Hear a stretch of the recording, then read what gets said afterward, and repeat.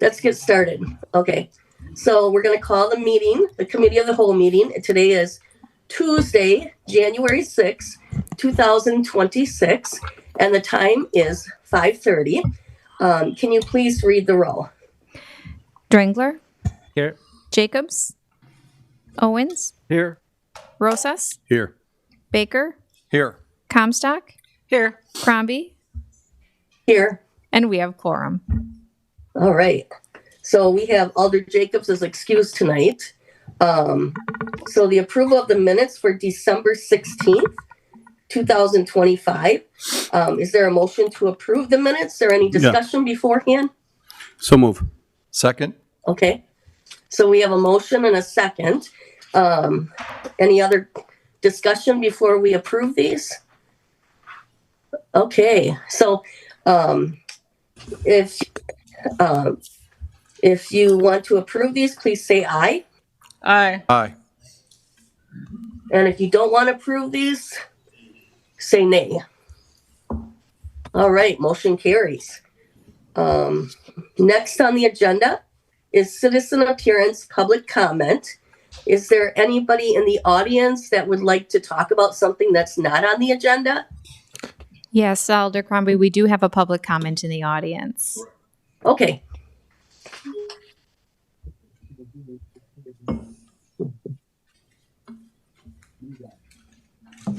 Good evening. Good evening. It's green, so I think it's on. Yep. Happy New Year. My name is Cheryl Batterman, and I'm declaring my candidacy for the District 4 position of alderperson. I've been a Sun Prairie resident for 39 years, a homeowner in the Royal Oaks area for 35 years, been married to my husband Judd for 43 years. I have twin boys who are now 39, and I have 3 lovely grandchildren. I served 11 years in the Air Force as a munitions and aircraft maintenance officer. And I spent 9 years serving on the Sun Prairie School Board. My background includes a lot of community services, to include volunteering and then working at the Ronald McDonald House in Madison. Worked at the Colonial Club here in Sun Prairie. I worked at a senior coalition on the north side of Madison, and my last job before retiring 4 years ago was working for Dane County as the Area Agency on Aging manager. I have a 10-plus-year-old dog, rescue dog, Harper, and my favorite color is teal. And I just wanted to introduce myself. Thank you. Okay, thank you. All right, is there anybody else? No. Okay, thank you. So next on the agenda is the council liaison committee members reports. Is there anybody that has anything they'd like to share? Any reports? Doesn't appear so, Madam President. Okay, thank you. Unfinished business is consideration, discussion, and possible action on nonprofit funding policy. And I believe, Kathleen, are you going to report on this for us? I am going to report on that for you. Thank you, Madam President. I don't have a presentation tonight. I know you saw one on this the last time we discussed it. I just wanted to give council another opportunity to review and discuss the nonprofit policy. I know I've heard some feedback from a few of you. I did circulate and attach in the packet the change that Alder Owens had recommended at the last meeting to ensure that there was citizen involvement with the work group who was evaluating these requests in addition to employee involvement. If there's any other questions or changes you would like to see, you can speak now, and you don't have to forever hold your peace yet. You can let me know through the end of the month. But my goal would be to bring this back to you at the council level for the first meeting in February to approve. I did reach out to our nonprofit partners in the community and ask them for feedback, and I asked if they could let me know by the end of January, so we would have time to incorporate that into any further revisions that might be made prior to going back to council. So at this time, I will leave it to you as a body if you'd like to have any discussion on the issue. Thanks for doing all this homework on this. And thank you to Emily Comstock for bringing this up. So is there anybody that has any questions or any comments they want to make on this? Madam Any President, feedback they received? Madam President, Alder Alder Baker is seeking recognition. Okay. Thank you. I appreciate that. Just a few questions to our city attorney is that I had sent a couple of messages to you, one about the in-kind part and also emergency meetings. The emergency meetings or emergency approval was probably higher on the list only because when an incident were to occur, how would we handle that? Sure. I think those are both great questions. I'll start with the emergency, but we can talk about the in-kind as well. Okay. So Alder Baker had questioned, what happens if there is an emergency situation where someone in the community needs funding for an imminent or right now purpose? And ultimately, this is a policy that you as council set for yourselves and staff to follow. So it's a policy that you could choose to deviate from. So you're not going to be breaking the law or getting into any sort of legal trouble if somebody brought up an emergent request mid-year. I would encourage you, if those come up, that you truly evaluate, is this emergent or is it emergent because you failed to act on it until it became emergent for you? Because we do see that sometimes. But if there's a situation where a nonprofit says, if I can't get $5,000 from the city by Thursday or I'm going to close, there's nothing that would preclude you from taking emergency action on that item. You would obviously have to find a funding source for that item because we would already have the budget set for the year at that point. But that would be a decision for you as council, as a legislative body to make. We could do a budget amendment and go forward with that if necessary. So coming back to me again about the emergency, I'm thinking of a situation that we've experienced in the city where we've pulled in nonprofits to support the community, and will this policy provide for that, or? So I think what we could do is if we're trying to do something along the lines of Sun Prairie Stronger or something like that, Right. Again, we're still free to organize that and set that up as we see fit, or kind of gain that coalition together. So we would never be stopped from doing something like that.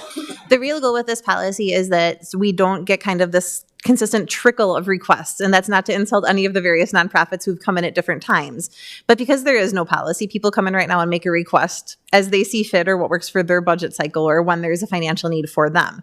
So this is to kind of streamline and standardize that. So every nonprofit in the community knows if I'm hoping to seek funding from the city, they'll be appropriating that during the budget cycle. And then in February, the clerk will put out a notice of, hey, here's how this application process is going to work. So I think we'd still be free to organize kind of those coalitions or community support things in the event of emergency or a situation where we need to kind of rally the community. Okay. And then my next one was the in-kind part of that.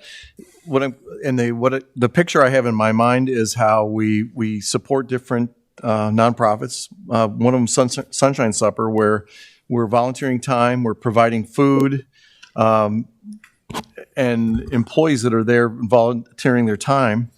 And is there a concern for that, or should that be in the policy? Because it could be construed as maybe favoritism or a part of that value or an added value. I don't know that we would want to include it only because that's something that's kind of organized independently throughout the year. Like I know HR kind of helps herd cats on that, but that is something that everyone is doing on their own time. And when those donations are made, it's being made either from the employee through a payroll deduction or a check that's brought in. So it's not city funds that's being appropriated at that point, it's earned salary. But we have been having a conversation about how to better track like the volunteer efforts overall that this body and employees engage in within the community, because we've got staff who are scout leaders, we have staff who coach youth sports, we've got staff who teach Sunday school, and there are a lot of public involvement opportunities that we do where we're not necessarily out there promoting like, hey, I'm here to coach your softball team. By the way, I'm Kathleen, I'm the city attorney. But making sure that we're tracking those hours that, our residents or our employees have logged X hours. Obviously, that's reliant on the employees to report, and most employees who are altruistic tend to underreport things like that. But we did think that would be a good way to try to capture more, especially because we do have that volunteer time off policy that allows employees to take some time to spend in the community trying to improve things. Sure. Okay. Thank you. Thank you, Madam Chair. Okay, thank you. Is there anybody else that has anything they'd like to? Alder Comstock Alder is also Comstock. seeking recognition. I'm looking at you, Madam President. I'm thinking all I have to do is raise my hand to the screen, and you'll see me. Yeah. I'm I'm sorry. I have two things. One is a thank you to Kathleen for what you've done with this. It's much more than I ever had imagined would happen. It's a beautiful job that you've done. So thank you so much for the time that you've invested in this. Question I have is you've sent out to nonprofits for comment, concerns, and you said end of January that was coming back? Yep, I gave them a specific date. I'm just trying to pull that up for you right now so I can be more precise. But I gave them a date that was sufficient that we would have time to incorporate that into any agenda packet that came out. So bear with me just 1 second while I dig through my email. And I did also share this with Christina Williams at the Chamber of Commerce. I know that they're not directly a nonprofit that we support, but I think a lot of nonprofits in our community are members of the Chamber. And so I thought she would have the ability to perhaps push this out to organizations that we would have missed that might have been interested. I had asked that they provide me with feedback by January 23rd. Okay. Because that would allow us ample time to take any changes that they suggested that we wanted to incorporate and put that into the final policy that was presented. Okay, so we'll have some indication of what those concerns might be at some point. Absolutely, yeah. I'm happy to forward along any concerns that members of the public or other nonprofits have that I received to council kind of as a compilation. Okay. And I did also forget to mention when I was presenting on this, or just briefly going over it, I know Teresa Stevens from the Library Foundation had raised concern about there not being kind of a calendar of how this would work once the notice went out. So I did include kind of a sample calendar of what an award year could look like. Obviously, that'll be a little different every year based on when the first Monday in February would fall. But we would put that out when the clerk puts out the notice that we're accepting these applications. So that way groups would know, okay, I'm submitting it by this date. It will be reviewed at this time. Council will act at this time, which will also allow them to make sure they've got someone who could come speak to the group if that was something that was necessary. Well, again, thanks so much for doing that. I know that it could be difficult for nonprofits who haven't had to comply with a policy like this, but it's a fair process. It's very clear it's a fair process, and as we all know, life isn't fair, but we're trying to make it as fair as it possibly can be. So thank you. Many thanks. And this will be on the agenda the first week in February, right? That's the plan? Yep, the intention would be to bring that back for the first council meeting in February, unless for some reason we receive like some sort of, community outcry from our nonprofits that this absolutely cannot work. We couldn't fill out this application. We can't comply. Right. Okay. So you're not looking for any recommendation tonight, right? Nope, I wouldn't need any recommendation tonight. We'll bring this back again in February for action and future approval. So it would be on the COW meeting on, I think that's February 6th still, and then the council meeting, assuming you refer it, on February 20th. But I just wanted to kind of give you one more opportunity to take a look at it. I know this came up kind of at the same time as the end of the budget season and around the holidays. And so I wanted to make sure that you would have more time to review and get any constituent feedback that you were receiving.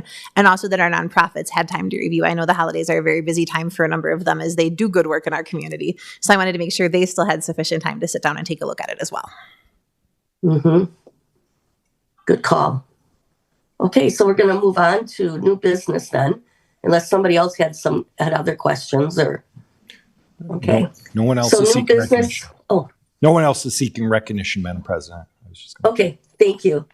And then under new business is consideration, discussion, and possible action on filling the vacant District 4 alderperson.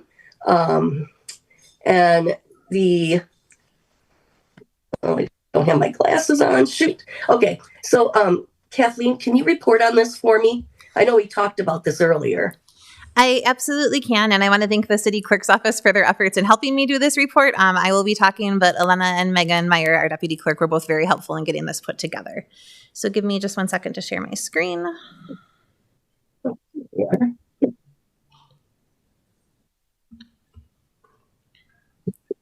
So I know for some of you who have been on council before, you've seen this or a version of this already, but I wanted to put it out there for those of you who are new to council or for those members of our vast viewing audience at home who might not be aware of how this process works. So in terms of filling aldermanic vacancies, under Wisconsin statute 17.231 you as council have the ability to determine how to fill the vacancy. Normally, there are 3 options under the law. You can appoint a qualified elector to fill the seat for the remainder of the term. You can order a special election, or you can leave the seat vacant. You'll notice that order a special election is struck through, and that's because with the timing of this vacancy, there's not adequate time to order a special election before the seat would be up for its normal reelection. In terms of appointments, council can nominate a candidate of their own volition, or you could seek applications from members of the public. The requirement to serve on the Sun Prairie Common Council is that you are over 18, you are a resident of the district you are seeking to serve, and you are a qualified elector, so over 18 and not a felon or otherwise on some sort of probation or parole that would temporarily preclude you from voting. In the past, council has chosen to seek applications to fill vacancies 3 different times that we are aware of at the staff level for multiple vacancies. So normally when applications are sought, if that's the direction you would choose to take, we would kind of publish a calendar of when we're seeking applications, when those are due, and then council could conduct interviews and select a candidate from that applicant pool. So what we do is we go through that is you publish a notice of vacancy and application through the clerk. We interview candidates in open session at committee of the whole. Alders then have the ability to discuss the qualifications of each candidate, which we do in open session because they're seeking appointment to a public office that would normally be elective. And then alders can accept public input at the council meeting. So members of the public and the residents of that district have the ability to tune in or come in, watch the interviews, and then offer their feedback to you as the council. And then you would vote to select a new alder to fill the vacancy. Again, you do also have the option under the law to simply appoint an individual to fill the vacancy. However, historically, you have, as a body in the past, chosen to seek appointments. Special elections, I've got a lot of detail here on. I'm not sure that anybody but our friend from the Star is necessarily going to care about what this would look like because we can't do this time because of how the date falls. But I just wanted to include that this is how it would work if we could do it. Your other option would be to leave the aldermanic seat vacant. So if you did this, District 4 would only have one alderperson, Alder Comstock, until that April election. Council would have 7 members seated. This did occur in 2014. There was a vacant seat when Alderperson John Freund was appointed to fill the vacancy in the seat of mayor. At that time, council made the decision based on timing to leave that seat vacant and then subsequently have it be filled for election. So it's ultimately your choice whether or not you want to make an appointment, seek nominees for an appointment, or leave the seat vacant. That's your decision as a council, but those are sort of the options available to you under the law. So at this time, I will turn it over for you for any discussion you would have.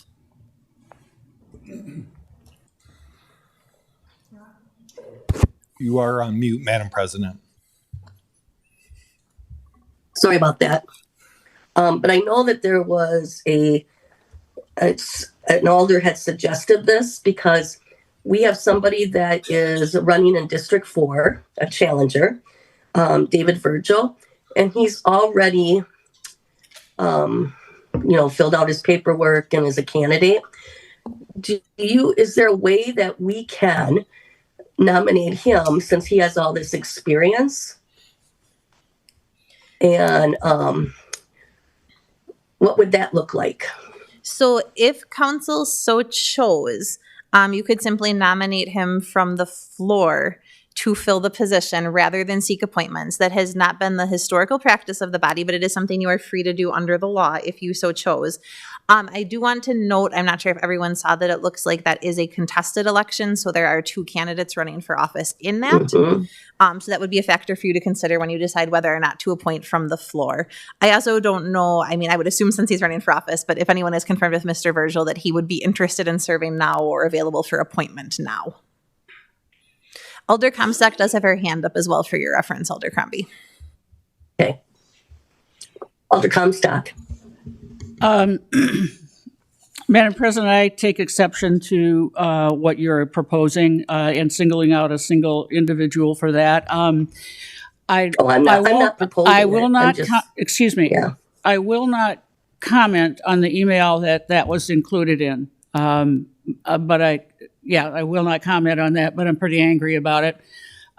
It seems to me that we should not be talking about a single person at this point in time. We should be deciding on a process, not a person.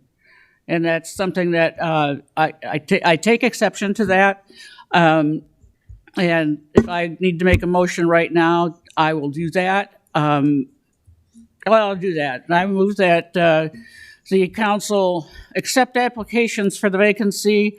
That's to occur as quickly as possible so that by our next meeting, we're able to elect a replacement for Ms. Benedict. Second. Okay. So we're going to go through the process and have people apply, is what you're asking for? That would be the motion, yes. Okay. And I just want you to know that I didn't make a motion on that. Somebody has suggested that, so that's why I had to bring it up. I understand that somebody suggested that. I got that same email, and I think that Yeah. that was not appropriate. Okay. Okay. So any discussion on this? There's not a second. I seconded Yeah, it. he's- Alder Drangler Yeah. seconded. That's correct. So when would we have them? What would be the time frame for this? Great question, Alder Crombie. Thank you for turning my microphone on, Caitlin. I myself did not have it on at that point. We kind of laid that out in the memo that you were provided with. So I think what we would do is start advertising this Friday that there's this notice of vacancy. Applications are due, and we could then accept and receive those through, I believe, January 23rd was the date. I apologize, I don't have that in front of me, but the clerk is nodding yes. And then you would have the ability to make an appointment sooner. So we can circulate all of that to the council and also work with our communications manager to get that out on all the city social media. But we will use every resource we have to make it clear to the public that, hey, this vacancy is out there, it's available, and this would be the process for filling it. So then you would conduct interviews at the committee of the whole. Elena, can you remind me of the date for that meeting? February 3rd, thank you. So you conduct interviews at that February 3rd council meeting, or committee of the whole meeting, and then you could appoint that evening. So that way the person would be able to be seated in February for the February council meetings, the March council meetings, and the first April council meeting to represent that district. So is 2 months and 1 day and April going to be enough to really? I mean, do we want to do this, or do we want to wait until April? Well, we can discuss it. Yeah, I mean, it's up to the body. Alder Drangler is seeking recognition, Madam President. Okay, Alder Drangler. Yeah, thank you. So yeah, I think we can definitely discuss this as a council, what everyone would like to do. This is something I understand the time concern that we're very close, whether or not we should have applications or if we should wait until the election. Part of me feels like for District 4 would be underrepresented. They'd have one alder instead of two alders until April. So I'm leaning towards the application process. That's why second, so we can have the discussion. But I'd like to hear from what everyone else thinks, particularly Alder Comstock, since this is her district, if she feels we should wait, or if she made the motion, so maybe that's a moot point now. But yeah, I just like when we do have some precedent, like when Alder Owens was appointed for District 1, I felt at the time, being from District 1, that District 1 would be underrepresented with only one alder. So I guess this would also be being consistent. Well, I think that was for 1 year though, right? Where this is only 2 months, but That's okay. true. And Alder Rosas is seeking recognition. Madam Chair. Am I recognized? Madam President, Alder Rosas is seeking recognition for. Oh, Alder Rosas. Yeah, thank you. This is a question for Kathleen. What's the downfall or the negative side if we were not to appoint someone here in District 4? Sure. So this is ultimately a Just a question. policy decision for you to make as council, but I can kind of walk you through the pros and cons. I'm not opining as to what you should do, but kind of helping you evaluate this. Sure. Obviously, as Alder Drangler just mentioned, there's the concern that District 4 would be underrepresented because the other districts would each have 2 alders and 2 votes on any item that came before the body. And District 4 would only have 1 alder and 1 vote. Additionally, I know there's always constituent concerns, and this is not a knock specifically at Alder Comstock, but sometimes we hear from residents that they prefer to talk to one of their alders over the other for whatever reason. And so it's a situation when there's only one, they don't have a choice. It's they're one alder or no one. Okay. So there's always that concern as well.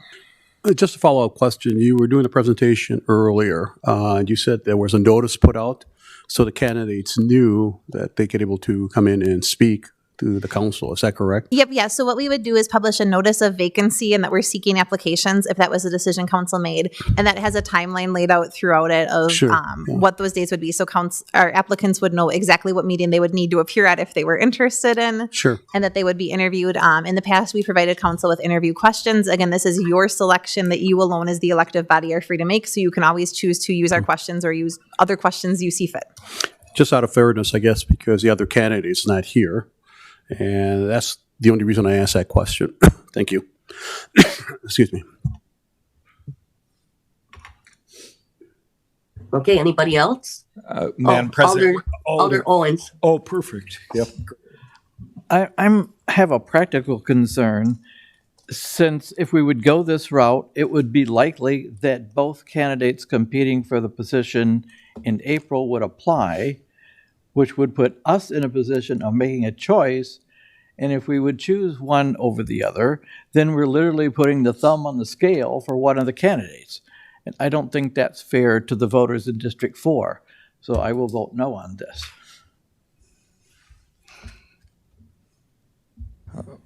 Madam President. Anybody? Yes. Alder Comstock is seeking recognition. Okay. Alder Comstock. This is in response to Alder Drengler's comment about. I think you're kind of wondering how I'm feeling about this. I can handle it either way. I made the motion so that we could have the discussion appropriately. I can handle it either way. What I can't handle is somebody campaigning. That's not appropriate. And that's why I wanted to stop that conversation and move forward with this conversation. So it will be difficult, yes. It's a big district. There's a lot of ground to cover over there, but I don't think I have ever asked anybody for help who has said no. So if I needed some assistance and I called you up, Alder Drengler, I'm sure that you would be there. So, and I know enough to know it's time to ask for help. Yeah, always welcome, Alder Comstock. So I'm good either way, however it comes out, as long as it comes out as a fair process. Yeah.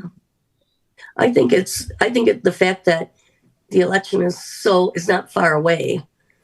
I'm leaning more towards not voting to have anybody, but I'm going to, if Alder Comstock really wants somebody, I'd be willing to support her.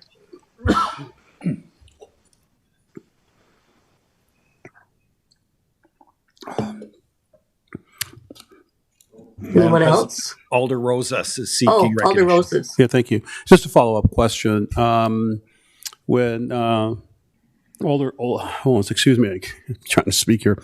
When we did a secret ballot to elect him here, could we just do the same here with the candidates if we move forward and appoint somebody for District 4? You Well, that's could. what we did with Alder Owens. Yeah. Madam President, we didn't hear that part. Oh, I just said that's what we did with Alder Owens. Yeah, this question's for Kathleen. Yeah. Yep, I think you certainly could. And Alder Rosas, am I understanding that you're saying perhaps could we simply do a secret ballot to fill it with one of the two candidates who's declared candidacy? Is that where you were going from that approach? Yeah, that's correct. I'm sorry. Okay, yeah, I think that's certainly something you could choose to do. Obviously, I would expect both of those individuals would presumably put their names in as being interested since they've already declared their intent to run for office. Correct. There is always the potential that you may get some additional third or fourth contender who would be interested, who doesn't want to serve a long term, but would be willing to serve a short term that you may want to consider. So that would be the only downside, is you want to sort of be able to test the market and see who else is out there that might be interested. Correct. Okay, thank you. Okay. Any other comments, concerns? No one Okay, is so we seeking- have a motion on the floor Yep. and a second. And then the motion is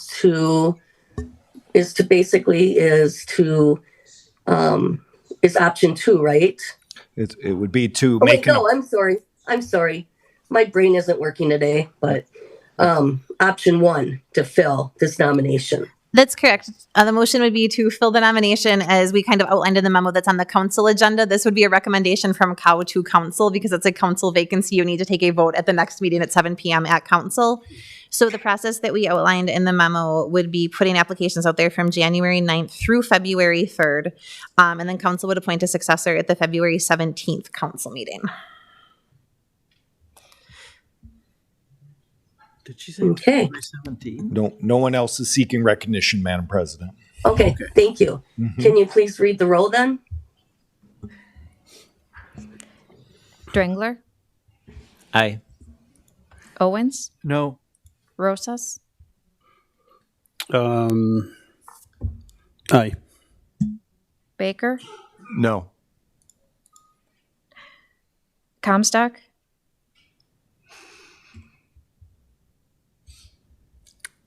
No. Crombie, No. and that motion fails. Okay. So now we have option 2, which is to leave the seat vacant for the remainder of the term, if that's chosen. Is that true? Does anybody want to make another motion? I mean, you could provide another path. You could appoint somebody without a process, or you could do leave it vacant. So we would need an official action from the body. What is the recommendation to council? Yeah. So And that's we why I would asked need for the motion, or if anybody else had another motion they wanted Alder to make. Owens has his hand up, as does Alder Baker. Okay, Alder Owens first. Okay. I move to leave the seat vacant until the next regular election. I'll second. Okay, do we have a second? Alder Baker has seconded Alder Owens's motion, Madam President. So we are in discussion. Okay. Yep. Okay, thank you. Any discussion on this? Okay, if we don't Alder- have, Alder Alder Comstock. Comstock? Yep. I guess the only thing I would suggest that is if this motion passes, then everybody knows the word yes. You're all aware what the word yes means because you're going to get a phone call.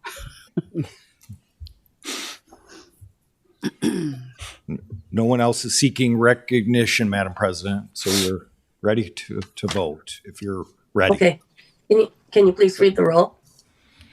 Drangler, Aye. Owens, Aye. Rosas, Aye. Baker, Aye. Comstock, Aye. Crombie, Aye. and that passes 6-0.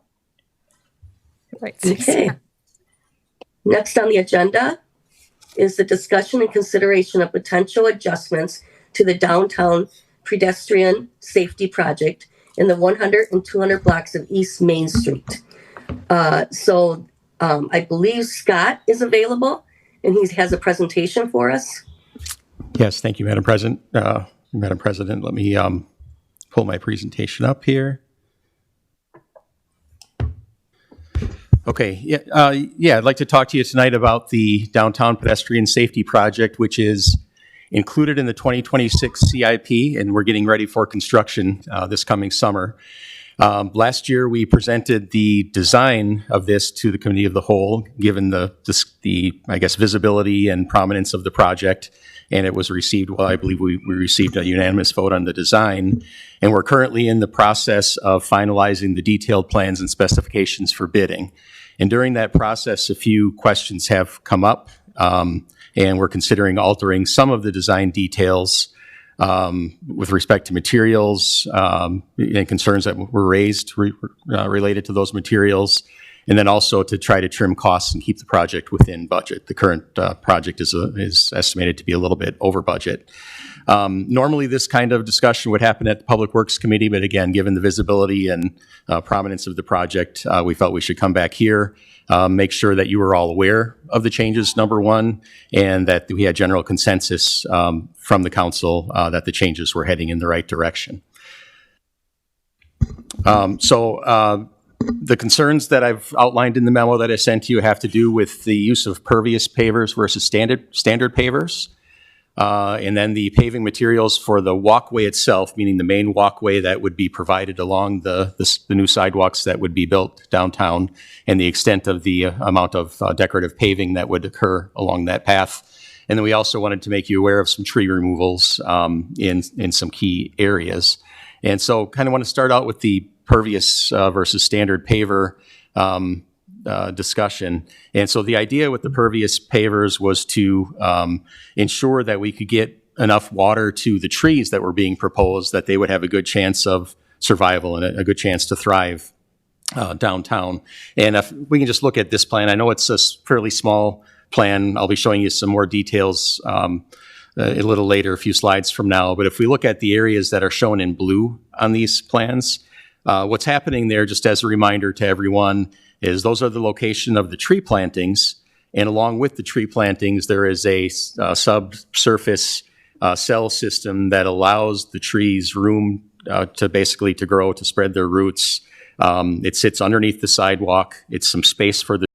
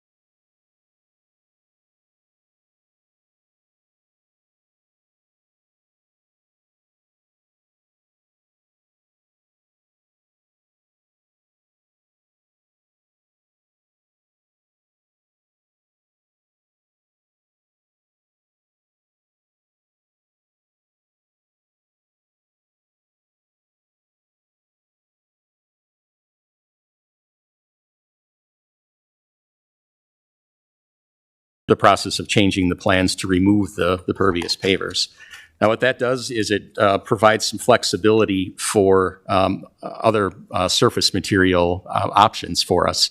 And I'm, again, just going to ask you to look, even though this is a pretty small drawing, the prior plan, or the current plan, I should call it, basically made use of those pavers along the main pedestrian walkway along the street, right? So as someone's walking from one end of the block to the other, they would primarily be on this area where the pavers exist. And then the areas outside of that walkway would be more standard gray concrete, like we see in a typical sidewalk. Concerns were raised about that during some of our public meetings, the ability to, over the long term to, use that walkway. If you're in a wheelchair, for instance, it's a little more difficult because of the surface. Anyone pushing a stroller, anyone wearing high heels. And so those concerns were raised, but we were kind of hampered by the need to get water to those trees. So we did not make the decision back then to switch out the paving materials for that walkway. Now that we've decided to move away from the pervious pavers, it gives us that option.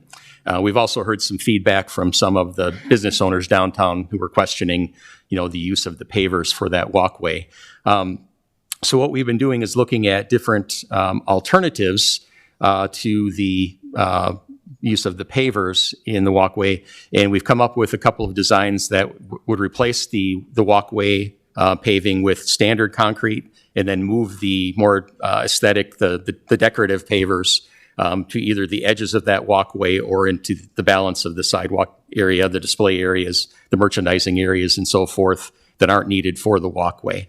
And so I want to kind of give you those two options and let you see what we're looking at, what the costs are, and let you know what we're thinking in terms of the direction we should be heading.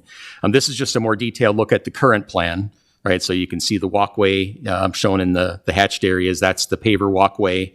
And then the other areas outside of the walkway were originally designed to be the standard gray concrete. The new designs that we're looking at would swap that out, as I mentioned. Again, this is just a portion of the walkway, but you can, or of the project area, but you can see the walkway here is in gray concrete. So as someone walks from one end of the block to the other, they're walking on a more smooth standard surface. And in option 1A, we're using the pavers as accents, basically, to define that walkway and to provide some decorative paving along the curb edge, right? So pretty minimal use of the pavers in this situation. In option 1B, we've basically taken that design and simply filled in the area between the back edge of the walkway and the buildings. In this drawing, the buildings are shown in gray. The darker gray. So basically a more extensive use of the paver materials and a little more in terms of aesthetics. And so the trade-offs are pretty obvious, right? Fewer pavers, less detail, less impact, I would say, from those the decorative pavers, but also less cost. And with the more extensive use of the pavers, more impact, more visual impact, but more costs. We did look at an alternative option of using stamped concrete, which is sometimes seen as a cheaper alternative. And we would see some savings with each of those designs if we use the stamped concrete, between $40,000 and $70,000 per alternative if we're using that material. But there are some increased maintenance costs that we need to be aware of. So with that type of a service, in order to keep it looking good, periodically, every few years, you need to go out and reseal that. Put another surface layer on of a kind of a textured material to make sure it doesn't become slippery. So in order to keep that looking good long term, there's some additional maintenance of probably $1,000 to $3,000 annually over the paver alternatives. Then we also have, if we go this route, we'd also have some inconsistency with what we have around Cannery Square and on Market Street, where we have pavers in place. So, not a great situation from an aesthetic standpoint. And so as a staff group, we have decided that this is not the alternative that we wanted to recommend to you. Right. So we are recommending, let me go backwards here, we are recommending one of these two alternatives, making use of the actual pavers. And I'll be showing you some cost differences in just a couple of slides here where we can see some more details on that. The other thing that we wanted to make you aware of is tree removal. We have had some concerns about trees and visibility and so forth, but these are having to do mainly with just the survivability and our ability to get water to those trees. And you can see the current plan on the left here. This is the eastern end of the project, so this is a detail out in front of the Chamber of Commerce building and the Historical Museum. There were 3 trees proposed there in the original plan. The current plan proposes removing those trees. Down in this area, it's difficult to get drainage to these areas just because of the way the storm sewer system works here. So there's questions as to whether the 2 westerly trees would survive or be provided adequate moisture to give them a good chance to survive. And then the concern about the tree in front of the museum has to do with visibility and the festival that we have every year with the tree lighting and so forth. It's not a great spot for a tree if we're trying to maximize that space for that kind of an event. So we're proposing that those 3 trees be removed. In addition, there was 1 tree on the eastern portion of the site that was just too many conflicts with underground utilities. So we propose to remove a tree in that location as well. In terms of costs, our budget in the CIP for 2026 is $2.54 million. And you can see the current plan is slightly over that, still within a reasonable range, but right now projected to be a little high. Option 1A is actually, the estimate comes in below budget. Option 1B is a little over. Option 1B is the version of this plan that staff recommends, right? We think it's, in terms of an aesthetic and a visual impact on downtown, it's more equivalent to the current design than the option 1A, which just includes the ribbon of accent pavers. But we are concerned about the budget there. Now, the budget, all 3 of these numbers do show a 20% contingency, right? So there's a chance that even option 1B might come in under budget. But it's obviously a concern. So what we're suggesting is that we move forward with option 1A as the base bid. And I'm just going to show you those drawings again. Option 1A, again, is the one with the ribbon of decorative pavers along the walkway. If you notice from the designs here, these are exactly the same with the exception of the paving materials that sit between the walkway and the buildings, right? So what we're recommending is that we use option 1A as the base bid, but that we also request an alternative bid, which would include the additional paving at the back end of the walkway that's shown in option 1B. And when those bids come in, then we can look at costs, what the actual costs are for those bids are, and we can make a determination as to which one we move forward with. So that is the, I guess, overview of the changes that I have for you tonight. I'd be happy to answer any questions that you might have about the project. But our hope is to get consensus from the committee tonight, then give our engineers direction to move forward, finalize this design, and get it out to bid as soon as possible so we can get competitive pricing for the 2026 construction season. So I'm not sure if I should be calling on you, Alder Baker, or whether Maureen wants to do that. Madam President, Alder Baker is looking for recognition. Oh, okay, Alder Baker. A quick question, Scott. The concern was when we saw trees removed in front of the museum. So that's not including our ceremonial tree lighting and the one that's donated by the Lions Club. No, when I say tree removal, I'm talking about trees being removed from the plan, not being actually physically removed. Okay, thank you. Okay. That was my question when I was on mute. Alder Owens. Perfect. So I know Mary D'Amica sent out a special email to all the bid board members on Monday, I believe. Did we hear from anyone on the bid board? I have not. Okay. We did get a request earlier this fall for us to come in and talk about the project, but at that point, we weren't far enough along to be able to give them any new information. I would be happy over the next few weeks to attend one of their meetings and provide an update and give them an overview of where things are headed. Okay. Thank you. Alder Rose. What about the museum? Have they had this on their agenda? The museum board has not. We've talked with the staff of the museum, and they were the ones that raised the concern initially about visibility. We did remove a couple of trees at that point, left one in that we thought would not be, too intrusive in terms of the views to the tree lighting ceremony.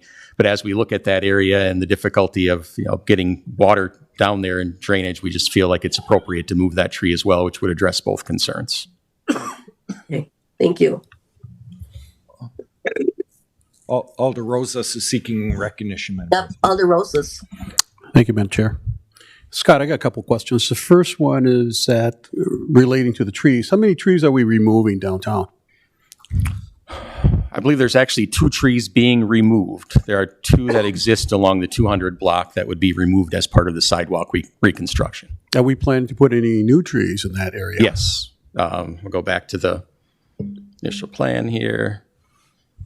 So a little difficult to see, but everywhere you see a green circle, so there's 3 here.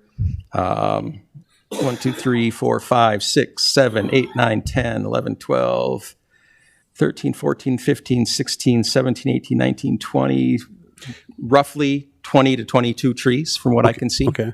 What kind of trees are we removing and what type of trees are we replanting? I don't know what the species of the trees we're removing are. We have, and I can't give you a list of species, but they've been reviewed by our forestry staff. Okay. And our consultant is a landscape architect, so they work together to come up with a set of trees that they feel would do well and would be appropriate for a downtown area. Yeah, I'm a big supporter of trees. They beautify the aesthetics. Follow-up question. It looks like you're shortening the Main Street.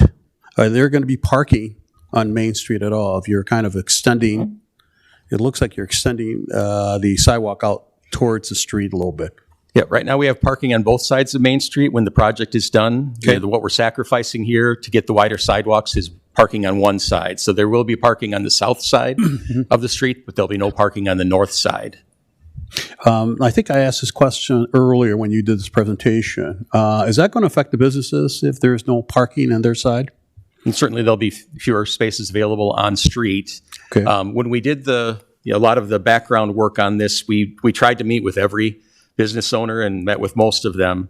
And we didn't hear a lot of concerns about the lost parking. And I think a lot of that has to do with the improvements that we've made on the north and south side behind the buildings and all the parking that we've added there. Sure. There wasn't a great deal of concern about the parking along that stretch. Okay.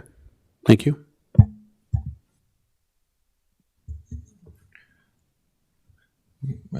Does not appear anyone is seeking recognition, Madam President. Oh, you were muted, Madam President. Gosh, it's been a while since I've been on mute. Is there anybody that would like to make a motion at all? I'll make a motion to approve. So this would be approving staff's recommendation of the base bid with the alternative, correct? Right, and I tossed in the removal of the pervious pavers from the plan as well would be part of that recommendation. Correct. I'll second it. So we'd be looking at 1A and 1B for a bid, right? Correct. Okay, do we have a second? Alder Drangler has seconded it, Madam President. Oh, okay, I'm sorry, Alder Nope, you're Dringler. fine. You're fine. Any other discussion before we vote? No one seeking recognition, Madam President. Okay, so can you please read the roll? Drangler, Aye. Owens, Aye. Rosas, Aye. Baker, Aye. Comstock, Aye. Crombie, Aye. and that motion passes 6-0. Thank you very much. Okay. Report of the council president. I've been sleeping for the last 3 days, but I was able to pull up information, especially on the Big Five. I thought it was really cool that, because we have so many different ways that we learn. My best learning is by doing, but there's visual, there's hearing, right, I should say, but auditory, I should say. But I thought this was really cool, and I don't know if I remember as many videos as we had this time around. But I thought it was really cool to implement this. So we could have, and I probably just didn't think about it. So, but I thought it was really cool to have an election open house, and I believe that's going to be Tuesday, January 6th, from 3:00 till 6 p.m. And I want to wish everybody a happy New Year, of course. You can actually wish people a happy New Year 6 months into the year. It's like, when do people really have to wish people a happy New Year? So that's a joke. And then We checked the rules. You are correct, Madam President. am I? Or what about on December of 2026? No. And I just want to, I know Alder Stocker is probably going to bring this up at the council meeting. Yeah. I want to thank Alder Benedict for her service years that she had with the council. She was a huge impact in our decision making these last, I believe it was 3 years. So I just want to thank her for all the hard work that she put in, because we all know that that being on the council is not easy. So, and that's all I have for tonight. And then report of the city administrator. Yep. Thank you, That would Madam. be Aaron. Yep. Thank you, Madam President. Just a couple things to report. One is that the Sun Prairie Utilities has moved to its new facility, which is located at 510 Linroot Drive. So just making sure the public's aware of where to access SPU services. Number two is the media center is closed to the public, volunteers, and Kids for participants December 22nd through January 19th as they settle into their new temporary home, which is the makerspace in the library. They will reopen to the public January 20th in the makerspace while renovations are underway. City facilities are closed on January 19th for Martin Luther King Jr. Day. Embrace the magic of winter at Frozen Fest, Sun Prairie's annual winter festival filled with frosty fun for all ages from January 28th through February 2nd. And then finally, Mayor Stocker's first Groundhog Day, 78th annual Groundhog Day prognostication is taking